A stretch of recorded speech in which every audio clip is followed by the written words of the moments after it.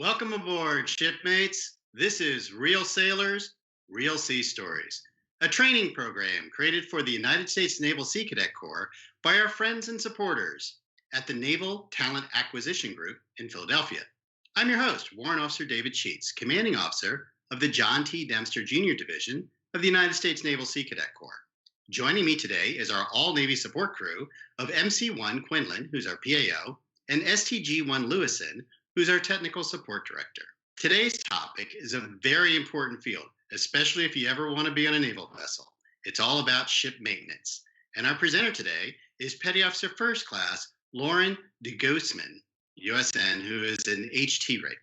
So, cadets, this is an interactive presentation. It's also live. There you go. So it's an interactive presentation. So if you have questions, ask those questions in the comment field, and we'll get them out as soon as possible. Also, there's an online quiz, as you know, which will be active after the live broadcast. And that live quiz will be available for 2 days. Now, cadets, a little bit of background. These questions on the quizzes come directly from the presentation or can be easily found on Google or Wikipedia. Don't rush. Do your best. So, with all that, Petty Officer Deguzman, the ship is all yours. All right. Good evening. My name is Petty Officer Deguzman. Like Chief Warrant Officer said, I'm excited to be here with you guys, and time to roll this presentation. So I'm going to pull up my PowerPoint. As long as everything works on my side, I'll be excited to share everything that I'm doing. Pretty much what we're going to be talking about is, my name is Petty Officer Deguzman. I'm a hull maintenance technician, first class, surface warfare type. And hopefully pulling up right here is my screen with my presentation as soon as it goes through. All righty. There you go. There it is. Excellent. So far, this is the title. It's called Ships Maintenance. I'm going to start off with the intro. All right. So a little bit about me. I am from Colorado Springs, Colorado. Probably wondering, how did a guy from Colorado Springs, Colorado join the Navy? Fun fact, I didn't know anything about the Navy until I talked to a Navy recruiter, because I was really close to the Air Force and the Army that I thought I was going to join out of the Air Force to the Army. But I chose Navy, and I'm very happy that I got to. So, yeah, I've been in the Navy for about 8 years. Before I joined the Navy, I was in community college for a year, because when I graduated high school, I didn't really know what I wanted to do. I was kind of like, hey, yeah, I'm going to go to college, pursue something. The only problem was I didn't know what that something was at that time. So I ended up like, hey, maybe I need to rethink my steps and try to learn some new skills. So one of the reasons why I joined the Navy was because I did want to travel. You know, I wanted to better myself and hone different skills, try to learn a new trade. I enjoyed playing music. I never really did sports in high school. I did in middle school. But what I ended up doing was, when I joined the Navy, I was like, hey, yeah, I want to learn something new. So that took quite a few times. So I went to the recruiting office with the Navy, and then kind of talked to the recruiter, who luckily was also an HT, which is kind of funny. So he kind of inspired me to pick the job that I'm currently in. And later on, my recruiter also became my leading petty officer. So he was also my supervisor in one of my commands. I wanted to give back to others. Really? That's absolutely fantastic. You know, so the fact that he was your recruiter, and then you were stationed together with him, I'm sure there were a lot of fun jokes about that. It was funny, because he's like, hey, I told you, this is a job you're signing up for. I was like, I have no complaints. I ended up loving the Navy, so why not? It's an honor. One thing, by the way, in our presentation, I see myself, which is a wonderful thing, in the Skype window over your slides. So if you can move me, we can get more out of that square. Ooh, where can I move it? Ooh, do I just do this? Oh, there you go. Fantastic. That is my apologies. Okay. So, yeah. So now you see Colorado Springs, Colorado. That's actually where I joined out of. I graduated from Colorado Springs. My family is originally from the Philippines. I am a first-generation American citizen in my immediate family. And because of the Navy, I was able to immigrate my mom and my dad down to Colorado Springs, where they're currently living and actually applying for their citizenship. Other reasons why I joined, that was another one, was to just bring my family to America. I'm probably going to be saying a lot of ums and yahs, but just kind of bear with me. Best thing about my job, there's a Oh, lot of just real things. quick, when you said about bringing your family to America, were you here first and then they came after? How did that work? So the way that worked was, I was actually born in Los Angeles, California. Okay. My parents were Filipino citizens at the time, but because my aunt and my uncle were stationed out there in Colorado, when my mom was visiting, she gave birth to me in California, and that kind of granted me the United States citizenship. Okay. I got to live in the Philippines for a few years, and then I moved to Colorado by the time I was in middle school, and then I graduated high school there and did a year of community college and joined the Navy. So I'm the first military member in my immediate family, but when it came to my other parts of my family, like I have cousins in the Air Force and I had a cousin in the Army, and my uncle actually retired in the Army out in Fort Carson, Colorado. Oh, excellent. Thank you. Yeah, it's a pretty interesting story. I'm the only one in my family that's in the Navy so far that I know of, unless my parents just never told me anything, but I'm excited because I get to be very prideful of just, Navy pride and all that, especially when it comes to the Army Navy games. Gotta love those because my uncle's dream is to definitely try to visit Philadelphia to just watch a game because he's a big Army guy. But yeah, let me check into the best thing about my job: fabricating different things, repair, using different tools and machines. I'm not gonna lie, I suck at repairing some things sometimes, but I'm better at destroying them. So that's one of the perks of my job is, hey, if they want me to remove like a washer or a dryer from a space, like all I gotta do is grab some torches, some cutting tools, and just dismantle that apart and then call it a good day. That's me doing my job. And then the other one is being first on the scene during damage control. I really love the damage control aspect of my job. When I joined as a hull tech, I never knew that being hand in hand with damage controlman was something that I was going to do. So that was very exciting. Top Navy memory: climbing the top of the mast on the ship to weld and feeling on top of the world. It can be very high up on the mast. My very first qualification in the fleet is actually my aloft qual, which means that I'm allowed to climb a lot of different places with harnesses, and I had to weld some studs on the mast to kind of put some radio boxes on there, and I was able to watch the sunset on top of that mast and just kind of like, this is what it's like to be on top of the world, even though I'm not on top of the world because I'm on a ship and it's a very big ship. How do you train for something like that? Is it just like there's the ladder, go for it, or there has to be something more to it than that? The funniest story is the way, like, when I got that qualification, it was mostly like, hey, this is how you wear the harness, this is how you do the safety checks, and then this is how you climb, the ladders and stuff like that, and how to kind of worry about the safety systems of like, hey, if you were to accidentally let go of the ladder or whatever you're climbing, you got to make sure that you're holding onto your harness because that's what's supposed to be keeping you up. And then you got to make sure that, let's say you were the one observing, you got to make sure you're practicing the safety because safety is paramount and you don't want anyone to fall. So anything above like 6 feet, you want to make sure that, there's someone watching you or you're wearing a harness or something like that. Okay, I get it. Thank you. Definitely. And previous assignments, that's one of my top Navy memories for my job, but I'm going to go into some previous assignments. I know mine is not normal, even though I've only been in the Navy for 8 years. I've been in multiple commands just because of how my contract was set up. So I did 2 years on the USS Wasp, which is an amphibious assault ship out in Norfolk, Virginia. They did go to Sasebo, Japan to switch with the Bahan Richard, but they're actually on their way back to Norfolk, from what I believe, from Sasebo, Japan. Very interesting ship because it was the first of its class. That's why it was LHD number 1. When I was on USS Wasp, we never really deployed, but we got to do a lot of sea trials and actually deliver Marine Corps to like different places.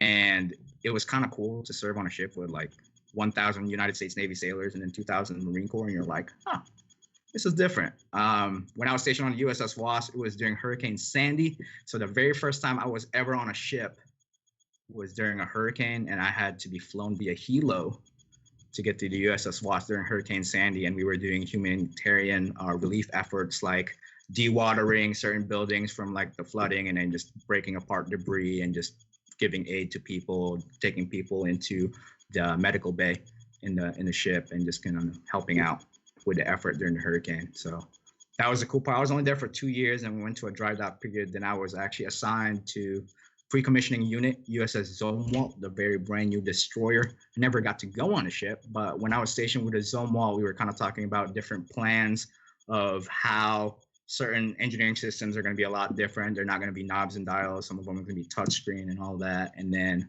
that was actually where my recruiter, HT1 Simpson at the time, was actually my supervisor, which was funny because there was only 2 HTs on board that ship. It's a very small ship, small crew, and yeah, when I was like, wait, there's only 2 of us, so that was a little bit different. That is interesting. The fact that it's a destroyer. There's only 2 HTs, right? You would right because my understanding is that Zumwalt class is highly automated, or at least in theory. Right. So the entire crew has to do pretty much every job. A lot like the littoral ships as well, I guess, right? Yes, with the little combat ships. Yes, the LCSs.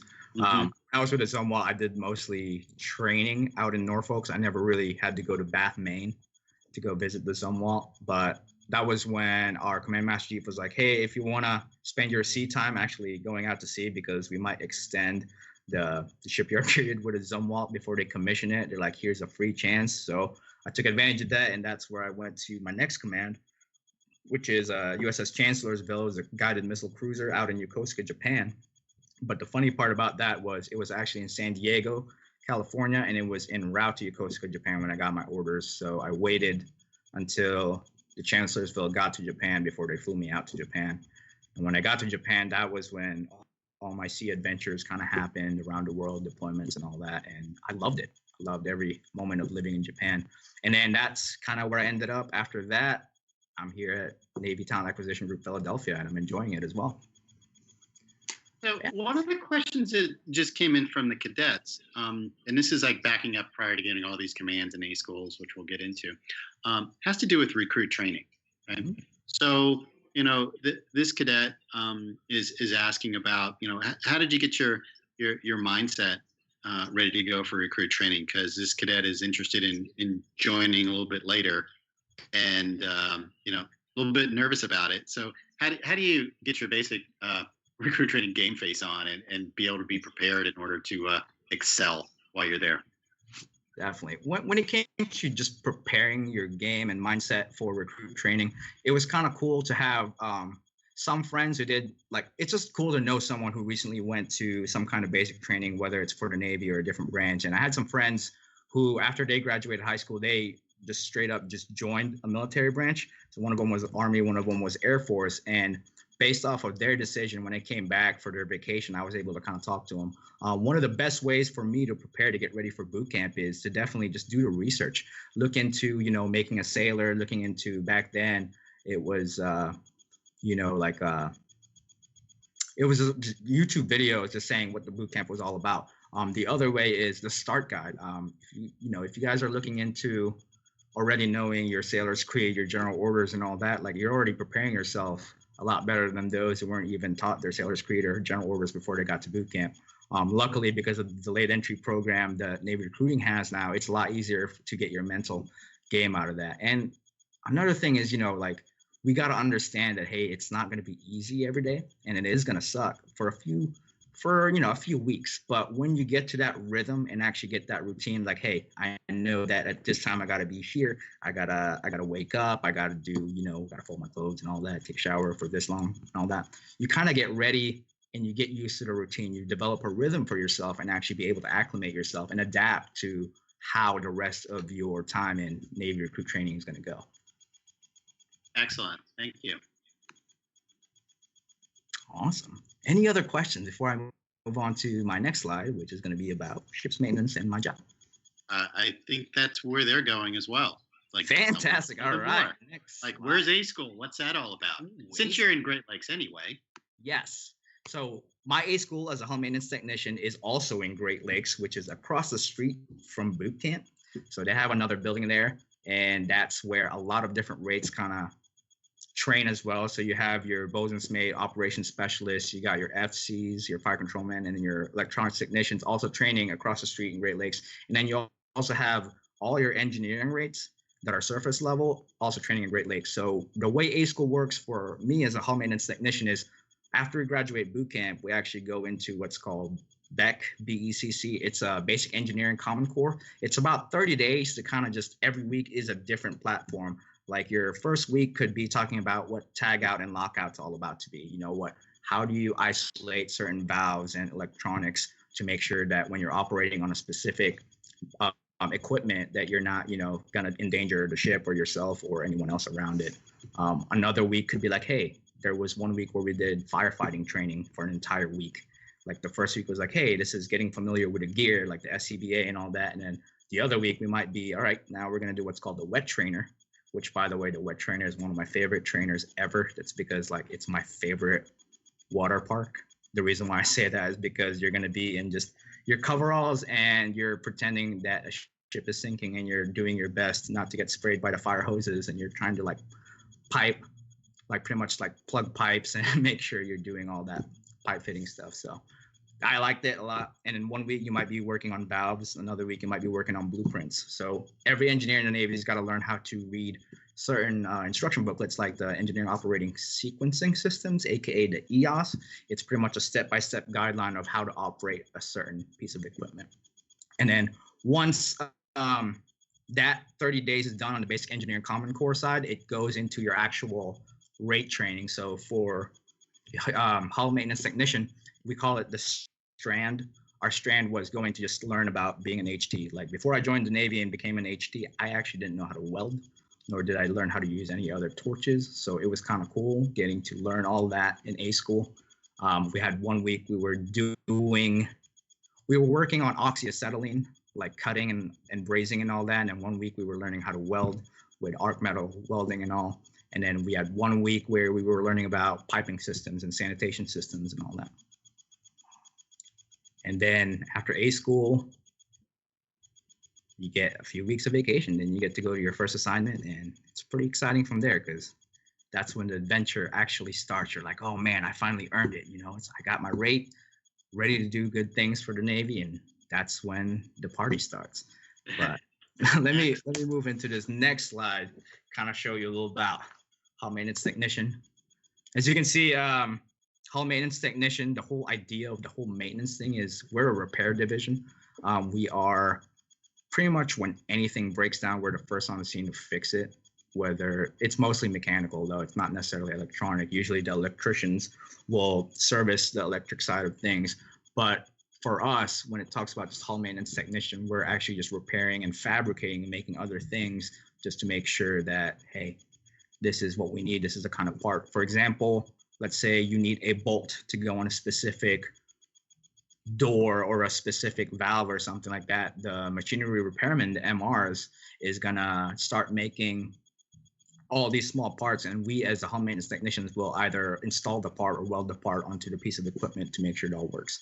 Looking at the screen right here, if you kind of see that the HT rating insignia is actually a fire axe sledgehammer, and it's got a carpenter square. If you were to take away that carpenter square, that little V right there, it actually becomes the damage controlman symbol, which is kind of funny.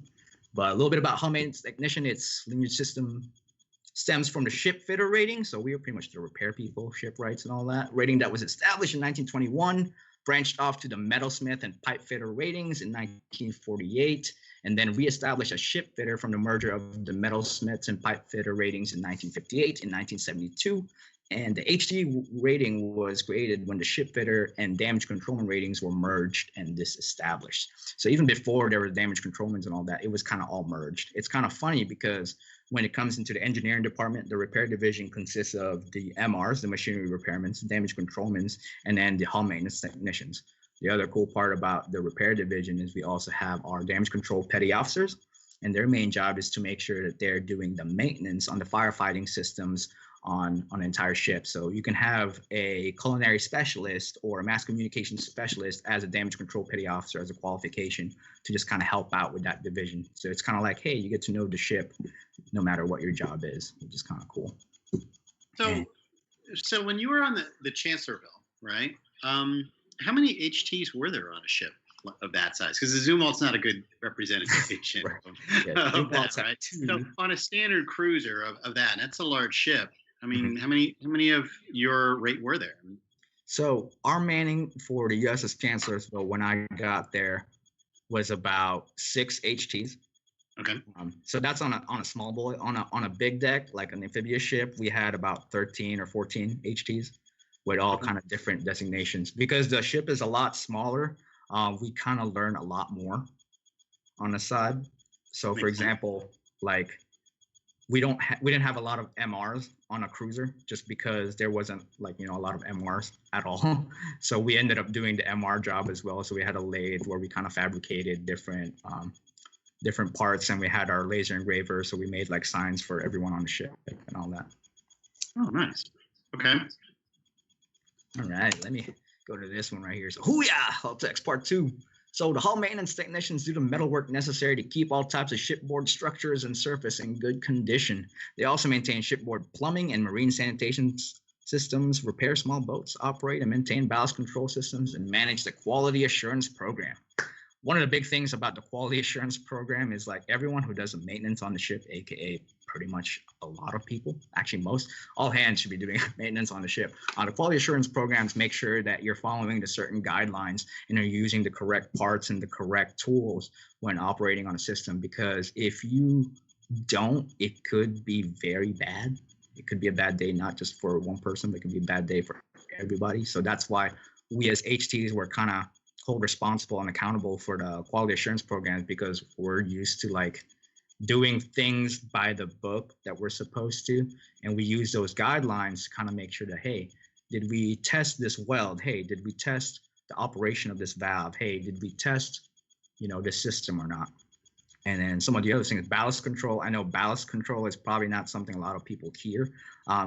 Ballast tanks, pretty much one of those main ideas of a ballast tank is you fill it with water so that you can kind of adjust the buoyancy of the ship. So on an amphibious ship, on the Wasp, when I was on the Wasp, like we were in charge of the ballast tanks. And what that would do is we would fill up these tanks with water. So we're flooding these tanks with water just so like the back of the ship can kind of go down, because there's a well deck where the LCACs and stuff come through. That's kind of how we adjust the height and the draft of the ship, just so we can kind of appreciate it there. Some other ways we use ballasting is just to kind of maybe balance out like the ship's weight and all that. So we kind of get that like port and starboard degree line all measured up. And then plumbing and marine sanitation systems. So one of the cool things about being an HT is you get to learn how to be a plumber for free. If you can see this little picture on the top right, you see these sailors pretty much working on this pipe that's bursting. It probably looks like this picture was taken down on one of the wet trainers. But if pipes start cracking on a ship, like it's our job to make sure that we're fixing it, because some of these pipes could be very hazardous. It could be gas, it could be like the brown stuff that comes in the toilet and all that. So it's one of those things. And then the other things is because we're ship's plumbers as well, like we pretty much help out everyone that needs help with any kind of piping system. So we become the masters of just patching and just fabricating and doing different things. Like, let's say the captain wants a new water fountain installed on the bridge. Like that would be our job to fabricate like a line and make sure we make this water fountain work and it doesn't clog and all that. And then so next is description. that something that you would actually do? It would seem like there would be so many mountains of paperwork for an official U.S. Navy, scuttlebutt. We'll use the right term. Right. But any modification to a ship. But I guess if you have the abilities, you could do pretty much anything. Right. Yeah, we would definitely do all the paperwork for it, especially since it's called a ship alteration. You would definitely get the actual like proper, authority to approve on it before we do it. Just because someone wants one done doesn't mean we're allowed to all the way. We still have to go through the proper network and chain for that. The other cool thing, like let's say someone wants a pull-up bar in the gym. That's actually one of my favorite things to weld is a pull-up bar, because the moment you weld a pull-up bar and you make a pull-up bar for a gym, like you have to weight test it. And the best way to weight test a pull-up bar is to actually climb on top of the bar and have other people hang on it, just to make sure that it doesn't break. So that's like one of the best quality checks that we do for it. Excellent. Definitely. And then the hull maintenance technician class A school is approximately 16 weeks in duration, and the school is located in Great Lakes, Illinois. HT rating requires a 60-month/5-year service obligation for those leaving for boot camp in fiscal year 2018 and beyond. Reason why it's a 5-year program, mine actually was a 6-year program until they took it away. I was one of the last groups. It was a 5-year program is because there's a lot to teach you when it comes to the safety and handling of just the ship's maintenance, the quality assurance, and then just how to play with fire and how to stop making fires. One of the cool things about being an HT is when we're welding, we're usually the ones who start the fires. That's why they want to make sure that we're also trained to put away the fires first, because we play with fire a lot. So if you kind of look at this picture on the top left, that was us plasma cutting some flanges. It looks like I made Mickey Mouse. That was my intention. I was very Disney oriented. I still am sometimes. So we made the little flanges so we can put them on pipes while we're installing different valves on there. So one of our cool projects. And if you can see the top left picture or bottom left picture, these are people on proximity suits. You're probably wondering, proximity suits. Why would a hull maintenance technician wear a proximity suit? Is because we're also dealing with damage control. So we're also the type of division that trains the flight deck crew to help fight, class Delta fires and aviation fires and all that stuff too. That's why. See that picture right there. Here's another picture on the bottom right. That's actually a scuttle going down towards the weld decks. If you can see, there's a makeshift line/rope down there. That's actually a swing that we made because we had to weld some pipes right on that overhead below that deck right there.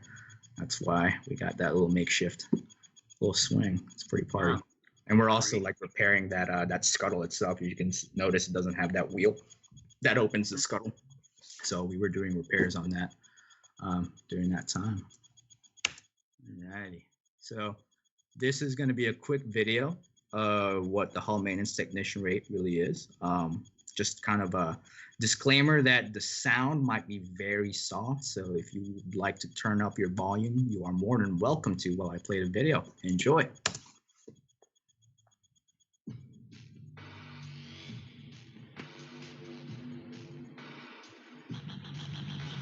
Our rating is hull technician. So anything metal that needs fabricated, made, welded, that's us. This is actually a steam cooler for our catapults. It's a steam-driven machine, and what it does is it helps us to launch airplanes off the smaller deck.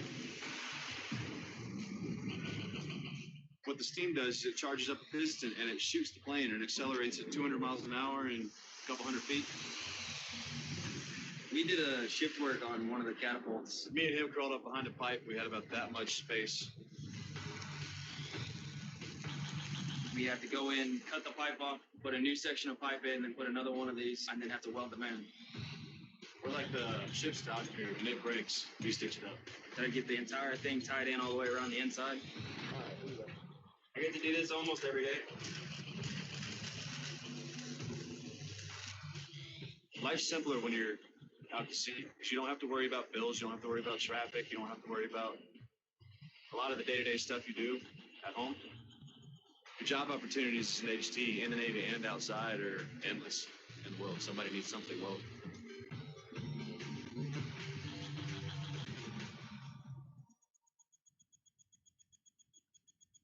All right, that was pretty short.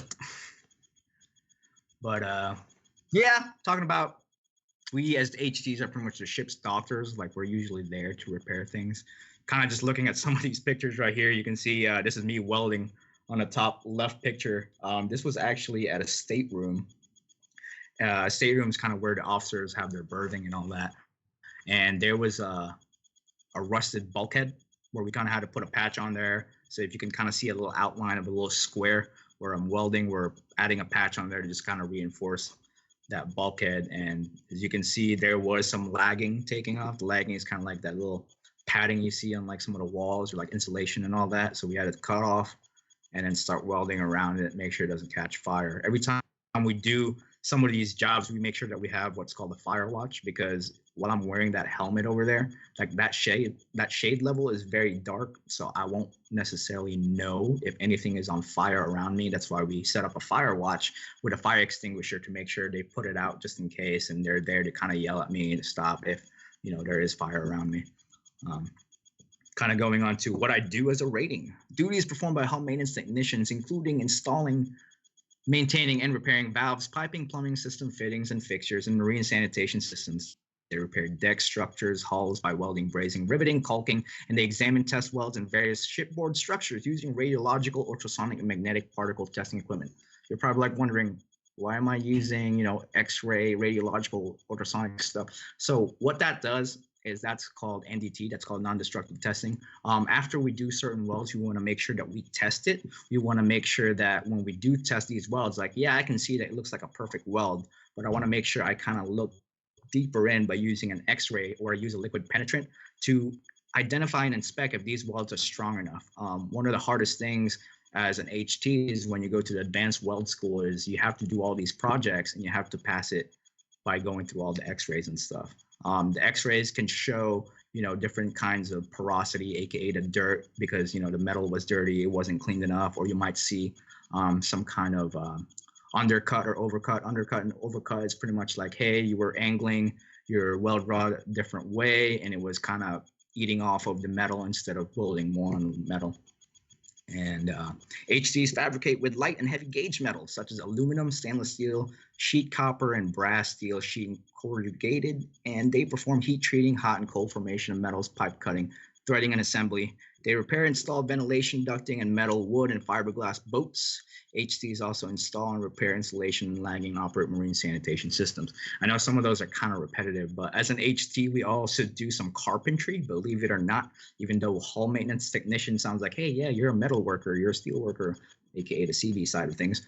But we also deal with carpentry. So sometimes we'll have to cut like certain wedges or certain plugs for damage control, or we'll have to build certain things to make sure that we're, fitting certain things the right way. Sometimes we'll make like a wooden frame just to kind of use it as a template for an actual metal frame that we will build. If you can kind of see on the top right picture over there, you see that little leaking valve. It's kind of spraying really hard. That actually flooded the head down there. What we ended up doing was the valve kind of seized, so we had to take that valve apart, replace it, take it to a valve shop if we couldn't replace it on our own, and then put it back. The way we kind of shut off that water, like I was talking about earlier, what they teach you in basic engineering Common Core school is they help you with tag out. So the way we stop that from happening, this is during a test check, is we find the valve closest to the source and we kind of isolate that by turning off the valve. And then once the valve is off, we try to drain the system by opening like a cutout like we see in the picture over here, and you see all the water spraying down, so that we can remove the valve and not have any kind of water just kind of sitting around. And you can see the swab right there. That means we have to do cleanup as well. If you can see the middle right picture, that's a bunch of damage controlmen kind of training the entire ship, helping with firefighting. So what we were doing there is we were doing a hose check. So the way we do that is you're going to learn in boot camp as well, is like, hey, you got to make sure that you're doing your call outs right, like charging the plug and all that. So that's also part of our job. Since we're part of repair division, we're usually hand in hand with a damage controlman when it comes to training the entire crew. If you see the bottom left picture of my goofy self right there, that was my calendar photo that we were making fun of while we were in the shop. I'm holding a sawzall because we were about to cut some pipe, and I'm wearing a firefighting helmet because we were talking about safety during that time. And there's the hull maintenance technician rating once again. So I like the quote from the previous video of saying that you're really the doctor of the ship. And that's really important, cadets, because when you're out to sea, I mean, no one's going to fix this for you. You have to do it yourself, right? It's no joke, right? And this is just normal stuff, not even talking about damage control based upon like if you're in conflict or anything like that, right? That's a whole nother layer. But I mean, I'm really impressed here because of you're seeing a problem here, but you have to apply so much creativity and understanding from a technical perspective, and then even from the welding. I mean, that's almost artistic if you want to, I'm not trying to pump up your ego too much, but I mean, you got to really be good at this because it's incredibly important, right? So when you're talking about, being evaluated and, using all of these different testing tools in order to figure out how good the welds are, either through ultrasonic or magnetic particles and all those types of things, You really have to do a fantastic job here because sometimes there's no second chance. It's Mhm. amazing. Definitely. Yeah, being a ship doctor can be very fun just because, like, no matter what you do on a ship, you're helping every rate with their jobs. So when it comes to, let's say, the coronary specialists, I like going back to them because they become my best friends on the ship. When it comes to their inspections and they have leaking sinks or they got like, like parts they needed welded for their ovens or something like that, they go to us. And when we do that good deed for them, they usually kind of offer us free food or like extra food that it wasn't finished. Like, hey, here's some free donuts or like free cookies or something. So you kind of get to know everyone on the ship. A lot of the things we also deal with is like when it comes to air conditioned ventilation screens and all that. So we're usually the ones fabricating ventilation screens for people. So if I go into a computer space with like, the ITs or something like that, like, hey, can you get me access to email real quick? Like, because they get to know me because I help fix their stuff too. It's one of those networking props for it. Or let's say you need a new pair of coveralls because you got them burnt from welding, like supply. The LLSs will definitely help you out because you're also building stuff for them, or you're making sure that you're taking away the hazardous material for them because sometimes they don't have enough people to carry cylinders of like oxygen or acetylene or something like that. So we can like, hey, yeah, I got some people help out because we're used to carrying those heavy stuff. So it's kind of the cool networking piece of being an engineer and slash ship's doctor on there. Fantastic. Thank you. All right, let's go into some fun pictures right here, unless you guys got some awesome questions that I'm looking forward to answering. So a little bit more about me. This is my fun sea stories. I'm gonna try to start from the left. You can see me in PT uniform over here. We got to do a 5K around the shipyard. That was my very first 5K. I think that was the only 5K I've ever done in my life, just because I'm not a big fan of running, but I got to experience it, so I was happy, and they caught me in the camera, and I was smiling. If you kind of see this top left picture right here, this is actually a mural we had on our mess decks. Once they transferred to Japan, they're like, hey, let's make a Japanese mural of just random things like anime, Godzilla. This is actually the Shibuya crossing. You can see Sonic the Hedgehog there, aka Capcom. You see Mount Fuji in the background. Just kind of fun thing that we got to look at while we were on deployment. It's like, we really loved Japan that much, didn't we? And then if you can see this guy, this me grinding some metal. I was trying to smooth out some welds and metal. This was actually on a CBR fan room. So the CBR fan room is a chemical, biological, radiological room where like, hey, this is where all the chemicals get filtered if there was like a CBRD attack, like if someone were to use like a gas on us or something, like we activate a certain system and this is where it filtrates. So we were making sure that we were welding different parts of the bulkhead to make sure it's properly sealed, because if there is a hole on that, like the defense system for all this chemical biological attacks like would be very useless if our fan rooms were kind of compromised. If you look at the top middle picture over there, that's actually where we were having, this is on the Chancellor's though, this is when we were having our Steel Beach picnic. It was on a Sunday. If you can see very far on the aft of the ship, you see some people deep sea fishing, and you see me just kind of looking, eating my burger and looking away. We're actually on the flight deck of the cruiser, and that's where they had the barbecue pits and all that. Can you tell the cadets what a Steel Beach picnic is? They may not know that term. So a Steel Beach picnic is pretty much just like having a picnic out in the middle of the ocean. We call it a Steel Beach picnic because it's on a ship and we're out. It's pretty much just having a picnic out while you're on deployment or out underway. And it's a relaxing day. It's a holiday routine. And let's say, it looks like I'm wearing a uniform there, which I am. If I were to kind of pan out on a different camera, if I had a different photo, there's actually people in civilian clothes. It was pretty much just to boost our morale during deployment. So we would have like hot dogs and hamburgers, and they will have like pie in the face contests, and then they'll do like a dance contest. On big ships, when we have our Steel Beach picnic, sometimes we get to do what's called a swim call. It's where you get to jump off the ship and swim in the middle of the ocean, and you have your shark watch, making sure there's no sharks eating you and all that. And then on a big ship, we actually have like the full hangar bay into like a basketball court. So we have like a basketball tournament and all that. And we have a dodgeball tournament once in a while. So Steel Beach picnic are like one of those things you look forward to when you're on deployment, just because you get to have fun and relax, in the middle of a hard work week or something like that, and you get to just enjoy the company of other people. Awesome. Yeah, that's what a Steel Beach picnic is. Here on the right, top right picture is we were actually doing a sea and anchor detail. So as an HT, one of our job is to make sure that we kind of take away some excess water that was kind of put in the tanks from like washing dishes and showers and all that. We take away the excess water on those tanks, this collecting, holding, and transfer systems, and we connect them to the shore connection, which then transfers all that excess water, used water down to the pier, and it goes into public works system and all that. So that's us getting ready to set that up. Here on the bottom right picture, you can kind of see that it looks like we're wearing SCBAs when we're really not. We're actually wearing our PASMRAS. That's your primary and secondary air.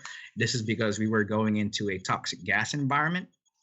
We were trying to see where the toxic gas leak was coming from some of our pipes. So that's why we were kind of wearing this mask. This was actually one of those operations that we had to do at night, because if we did it in the daytime, there's too much activity going on. There's people using, the different water systems and all that. That's why this one looks like a regular SCBA mask, but it's actually the primary and secondary air support for toxic gas evolution. And that was definitely a fun night, because I got to leave early for work that morning, but I had to come back at night, which I still enjoyed because there wasn't as much people and it was relaxing. Were you at pier at this? Were you underway when that was going? We were on the pier. This was during an availability period. Okay. You're gonna notice something a little bit different on the left picture right here. You're gonna notice that we're wearing red covers instead of the regular like ship's covers. The reason being is because since we're HTs and we're the repair division, we're actually the at-sea fire party. So we're the rapid response team as well. So it's one of those things like when the bells go off, there's a fire, there's a flooding or a toxic gas leak, like we're the ones who are running as fast as we can, and we're actually going to the scene of the casualty and trying to mitigate that damage as fast as we can before like the entire ship equips their firefighting gear and all that. I really like my red covers. It kind of sets us apart from a lot of different people, just because they know that if I'm running down a P-way, that they have to get out of the way because it's actually an emergency while I'm running that way. You're all kind of standing there in your badassery. So. Right. You're going to notice we're like, most of us are already on battle dress just because, we're just ready. We're just ready for the fight. Got it. This middle picture up top is me and another HG3.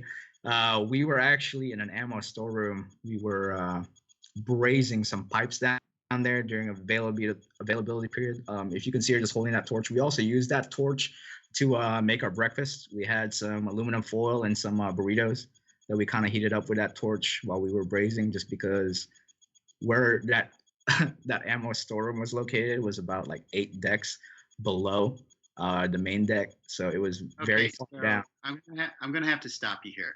So right. You're walking out with this flame and an ammo storage locker. It's empty. Yeah. Okay. Okay. Good. All right. Good. All right. Fine. This is the only time we're allowed to go there with fire. Like on a normal day, you're not allowed to go to an ammo storeroom with like a lighter or like anything metal. But because we were called to repair something down there, we had our, torches and all that. Okay. I didn't know if that was like the final picture you took that you sent home before you went down there and wasn't sure. Right. No. A lot of our fire adventures were usually in safe environments. Like we got to make sure that we're filling out what's called a hot chit. A hot chit is pretty much a request to do hot work, aka like welding, brazing at a specific space. And the fire marshal of the ship is actually the one who makes sure they sign it. They got to make sure that when they check the spaces, they also let the damage control system know, hey, is this space actually safe for any kind of fire to go through? Is there any hazardous materials nearby? Is there, like any gases that could be around? Is there any kind of ammunition around? So before we can even do any of that, we got to make sure we do all the paperwork. The gas-free engineer actually gas-frees the space. Gas-free means they're checking to see if the oxygen level is between 19.5 and 22%, or if they're checking to see if, there's enough, besides enough oxygen, making sure there's no hydrogen sulfide or like, high carbon levels or methane levels or anything like that. So we check the space before we enter that. That's the same thing when we're repairing tanks. We make sure that we gas free the tank, so we make sure that no one goes in there and just randomly dies because we didn't check if there's any kind of gases on there. And then there's another picture of us welding in the stateroom down on the bottom right, which I kind of told a story about. If you can see, like, hey, why is that ground, that little clip you see on the middle of the picture, the ground is kind of what helps generate our electricity to start the weld. So it's actually on a little stud on the same wall we're welding in, because no matter how far your ground is, it kind of helps determine how effective your welding is going to be. And then I'm not actually sleeping on the top right. I was posing because I made a throne full of fire hoses during a ballast movement. This is when we were transitioning from a shipyard back to the base, and I was on a ballast tank watch, and I decided to make a throne of firefighting hoses. Well, And pretend that to look. only makes sense. I think everybody can get on board with that. So that was us having fun. This is one of my cousins.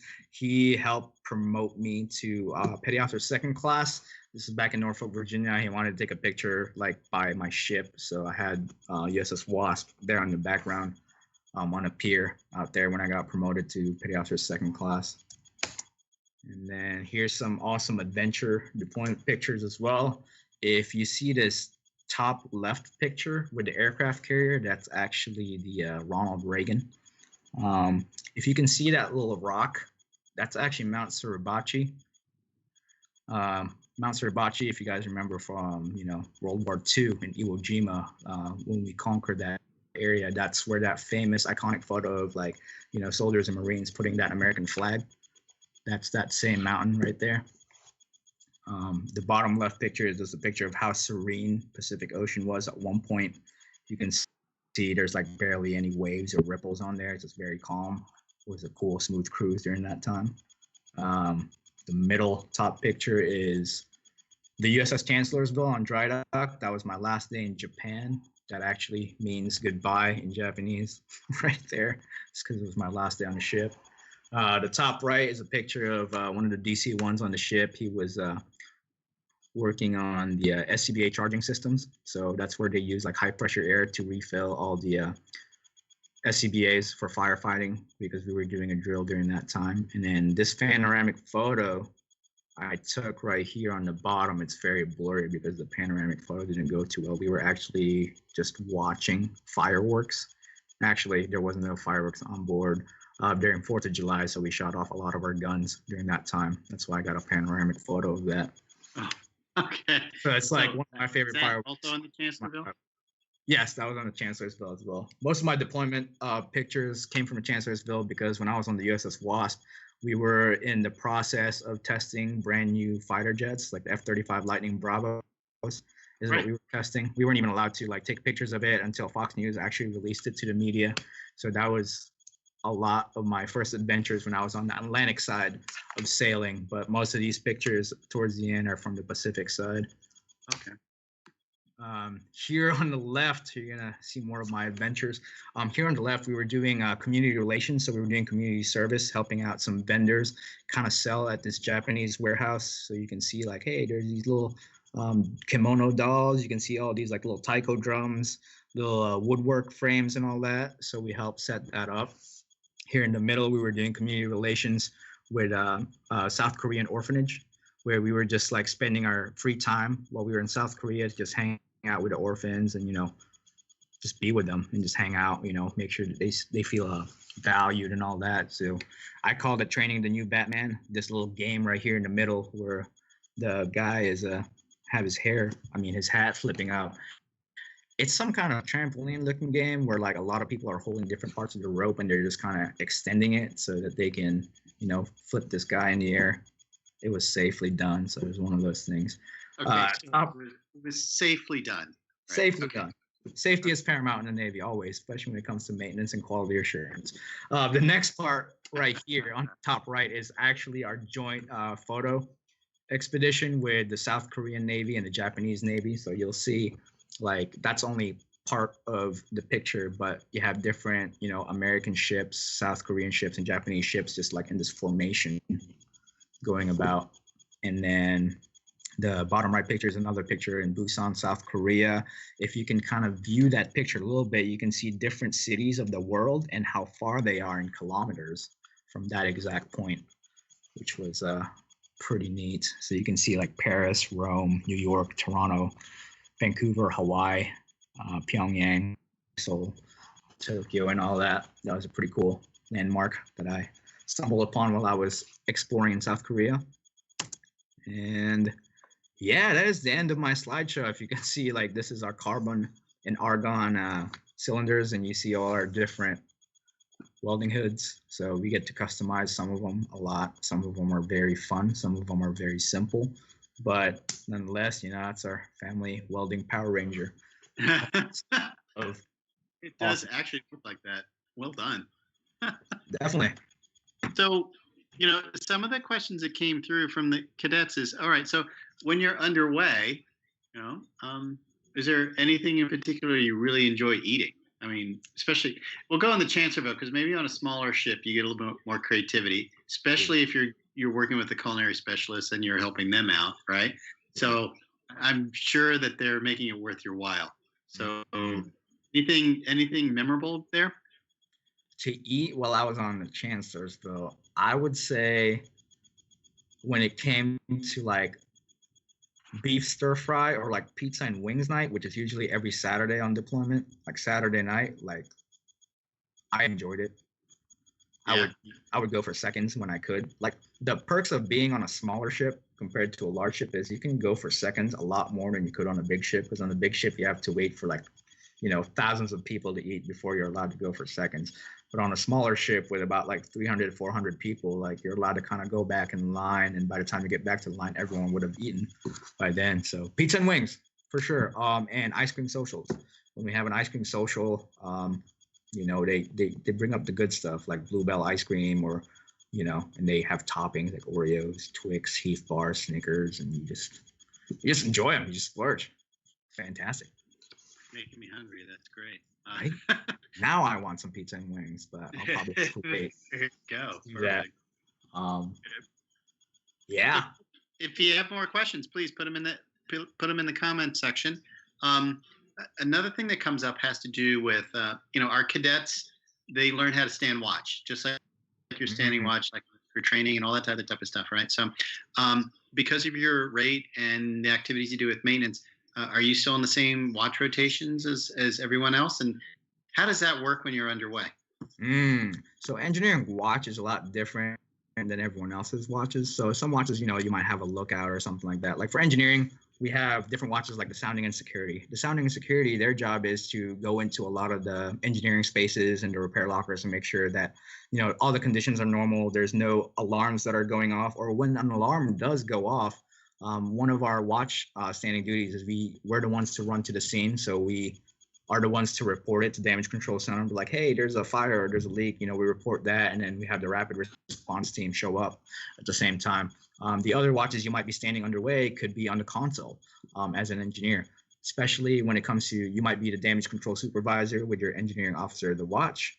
And you could also be the one watching the different tank levels as the propulsion and auxiliary control console, or you could be part of the electrical portable control console where you're kind of looking at different power levels going through, hey, are we getting enough energy going throughout the ship? Are our generators working? Sometimes we're looking at, hey, are fire pumps actually sucking up water? Or, hey, some of the watches we might be looking at is we might be looking at the reverse osmosis pumps to make sure that we're actually converting seawater into drinkable and potable water that we can use for our everyday life on the ship. Other watches we do as an engineer is we might be an engine room operator or an auxiliary room operator. That's where we're kind of make sure that the engines are running, or when they're not running, that when we do activate it on a console down at Damage Control Central, we're going to make sure that it actually activates the right way, because we might have to divert different fuel and oil lines to go through some of these systems. For an auxiliary control console, that kind of goes back to, hey, are we actually producing the right amount of water, for everyday use? And then as an engine room operator, sometimes you might have to do maintenance during your watch to clean the actual generator or the turbine or something like that. But we usually alternate it, so there's more than just one engine on a ship. That's why it's kind of different. Okay. Most of the time, yeah, those are most of our watches as an engineer. Mostly console consoles and like equipment management and all that. Another question has to do with some of your qualifications. So you have your surface warfare pin, right? Yes. And we many of our presenters do have that qual, but we've never actually talked about it. So give us a little background. What does it take in order to do that? Because they're earned, not given work. So That's a good what question. do you have to do to earn that?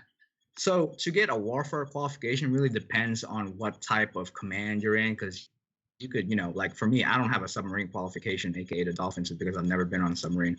But the way the warfare qualification works is we do basic personnel qualification standard, a PQS. We make sure that we get that signed off. Now, in this PQS, it actually goes into different departments of the ship. So you'll have your engineering side, you'll have your supply side, you'll have your administrations, your operations, your weapons, and all that. So you get all these signatures signed, but when you're getting these signatures signed, you're also learning about the systems.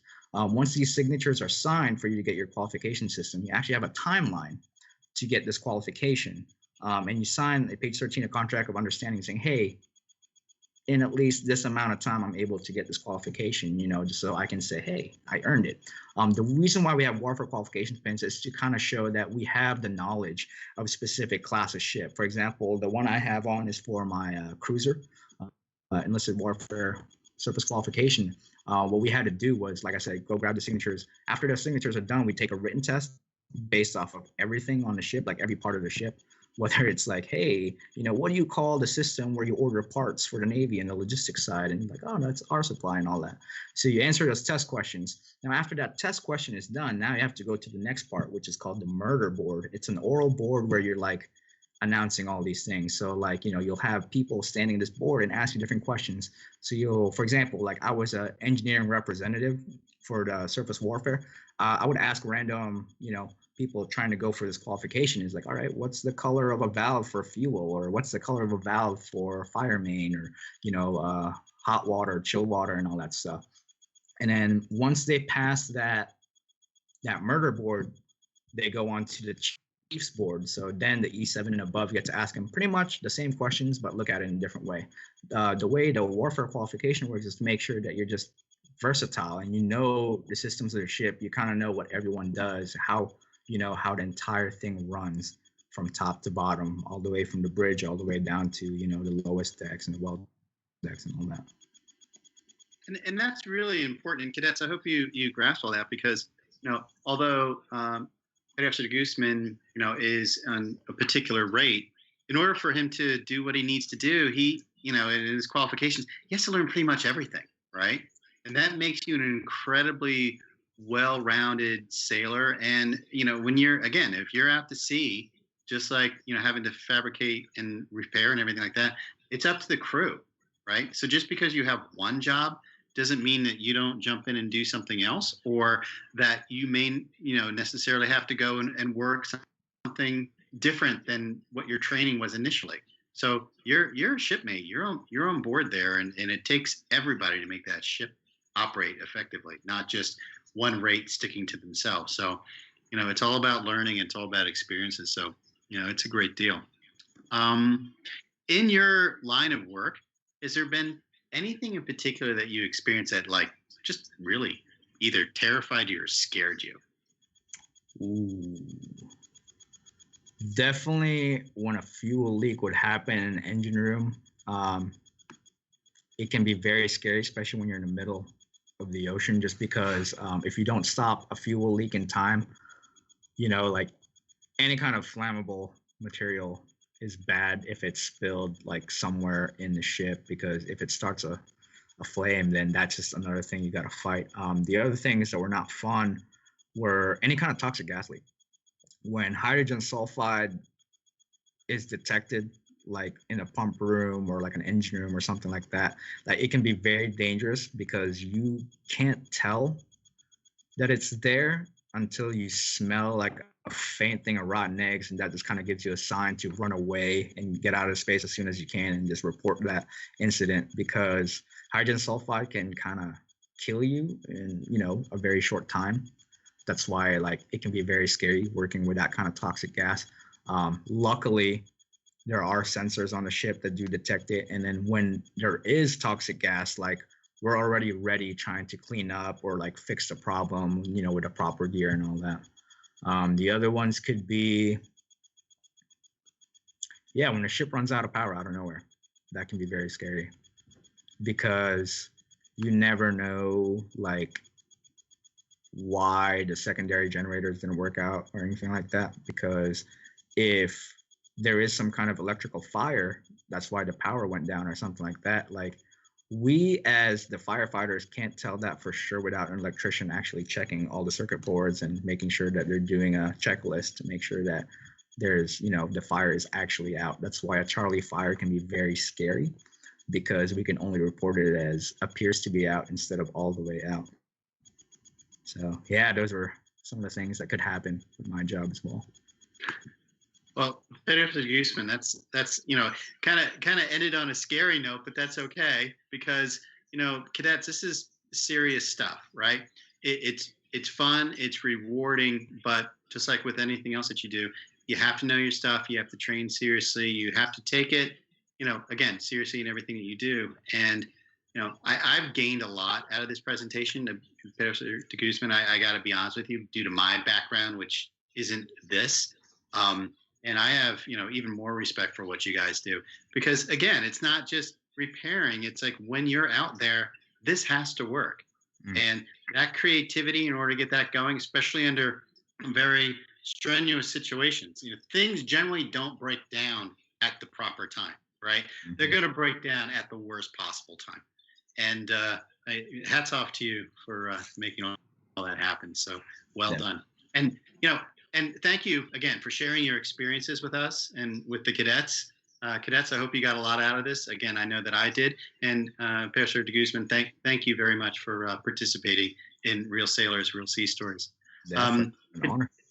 Cadets, again, the quiz will be posted shortly after the feed is done. So get in there, get that quiz done, get your 2 hours of virtual drill credit, look up the answers, don't just guess, and you'll do really, really well. If you like the presentation, and I hope you do, again, give us a big thumbs up. Really appreciate that.